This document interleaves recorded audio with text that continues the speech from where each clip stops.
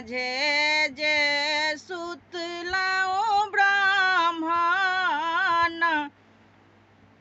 उगलै सूरज देवय ब्राह्मण बाबू ब्राह्मण बेटी जानौले ने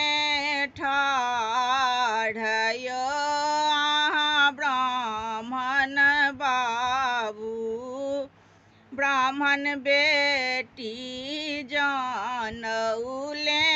ने ठाढ़य ब्राह्मण बाबू पहिले जे उठिता हो ब्राह्मण आही के चढ़बिता हूँ यो ब्राह्मण बाबू सब जानऊ गेला ओ झड़ाइयो ब्राह्मण बाबू सब जानऊ गेला